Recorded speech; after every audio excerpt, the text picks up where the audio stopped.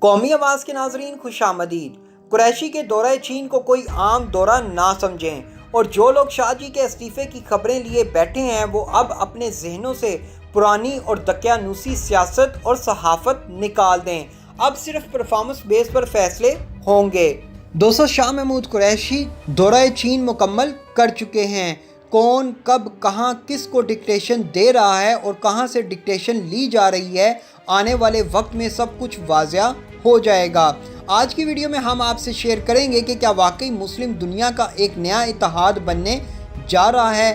کیا پاکستان سعودی عرب نے امریکہ کو گڈ بائی کہہ دیا ہے؟ چین کی امریکہ کی سب سے بڑے مسلم اتحادی ملک سعودی عرب کے بارے میں کیا رائے ہے؟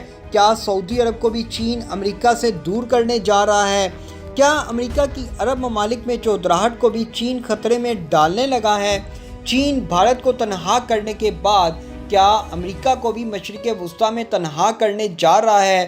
گیم بڑی زبردست ہے۔ آج کی ویڈیو میں دوستو ہم آپ کو بتائیں گے کہ کیسے چین اور پاکستان مل کر امریکہ کے خلاف مشرق وسطیٰ میں ایک نیا کھیل کھیلنے جا رہے ہیں۔ دوستو، ویڈیو میں آگے بڑھنے سے قبل اگر آپ نے قومی آواز کو ابھی تک سبسکرائب نہیں کیا تو اسے سبسکرائب اور بیل آئیکن پر کلک ضرور کریں، کیونکہ یہ میری اور آپ کی نہیں بلکہ پوری قوم کی آواز ہے۔ پاکستان چین نے مل کر بازی پلٹ دی۔ امریکہ، اسرائیل، بھارت دیکھتے ہی رہ گئے۔ مسلمانوں میں پھوٹ ڈالنے والی غیر مسلم طاقتوں کی اب چین اور پاکستان مل کر اینٹ سے اینٹ بجانے جا رہے ہیں۔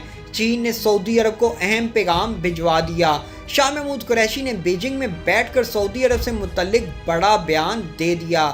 وزیر خارجہ شاہ محمود قریشی نے پاکستان اور سعودی عرب کے درمیان تعلقات میں بگاڑ کے بارے میں کیاسرائیوں کو مسترد کرتے ہوئے کہا کہ دونوں ملک ایک دوسرے کے حمایتی اور ضرورت ہیں۔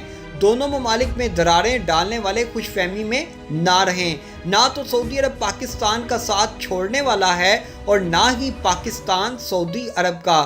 عرب نیوز کے مطابق وزیر خارجہ نے ایک نجی ٹی وی سے بات کرتے ہوئے کہا کہ پاکستان اور سعودی عرب کے تعلقات ہمیشہ سے اچھے تھے اور اچھے ہیں۔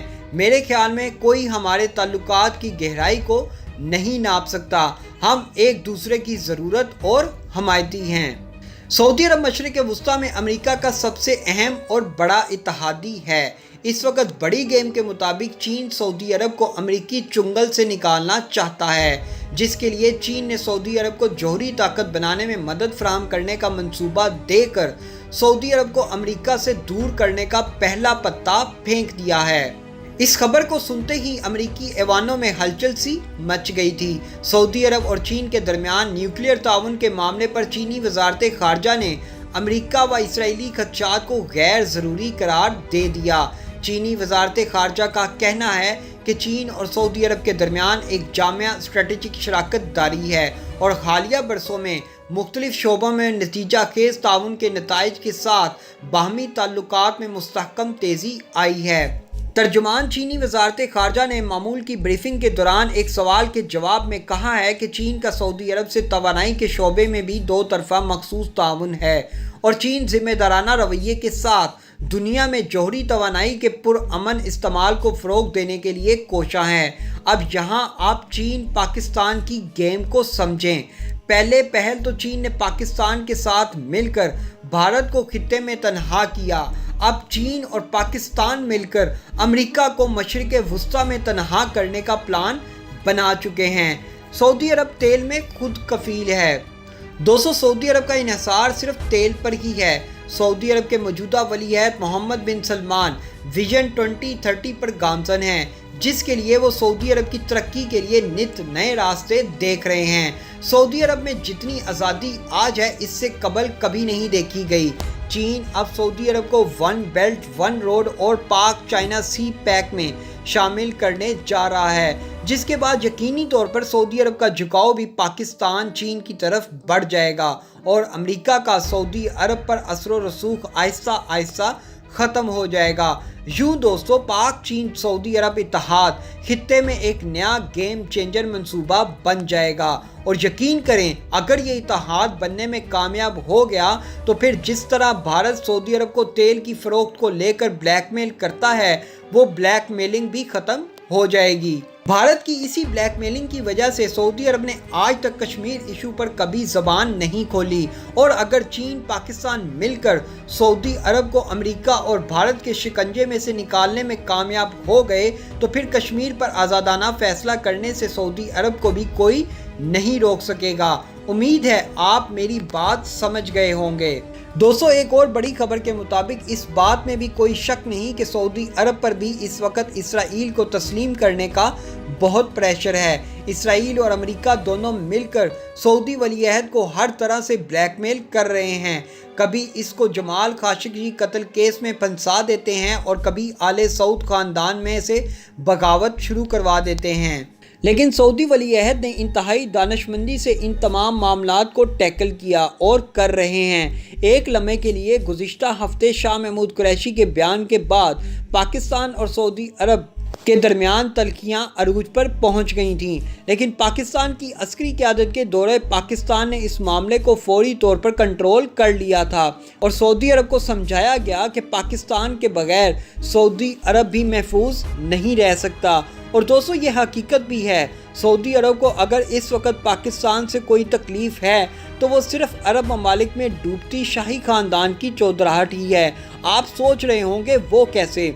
इस वक्त पाकिस्तान का झुकाव अरब ममालिक से हटकर चीन और तुर्की की तरफ हो चुका है, और ये झुकाव उस वक्त शुरू हुआ जब कश्मीर इशू को लेकर इमरान खान ने सऊदी अरब से मुतालबा किया कि OIC इजलास बुलाकर भारत की इस मामले में खुलकर मुखालफत की जाए, लेकिन सऊदी अरब ने आज तक ऐसा नहीं किया, जिसके बाद इमरान खान ने अपना रास्ता बदला और नए इस्लामिक ब्लॉक की आवाज़ें बुलंद होना शुरू हो गईं।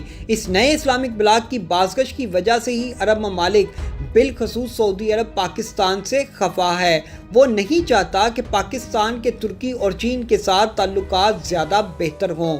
सऊदी अरब चाहता है कि अरब ममालिक पर बिलखसूस मुस्लिम ममालिक पर सऊदी अरब की हुक्मरानी रहे, लेकिन दोस्तों, सऊदी अरब जानता है कि वो पाकिस्तान की हमायत के बगैर मशरिक़ वुस्ता में हुक्मरानी नहीं कर सकता। इसलिए अब बाजवा डॉक्ट्राइन के बाद सऊदी अरब ने सीधा रास्ता चुन लिया है।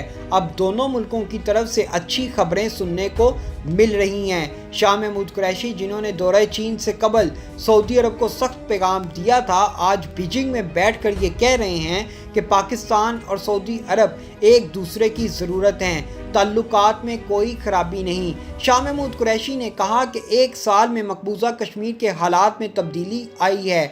कश्मीर में जो कुछ हो रहा है वो किसी से पोशीदा नहीं।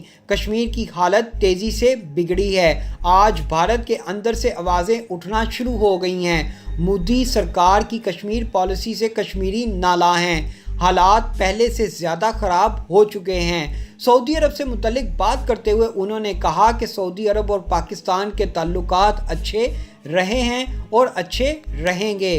दोनों ममालिक के ताल्लुकात पर कोई कदगन नहीं है।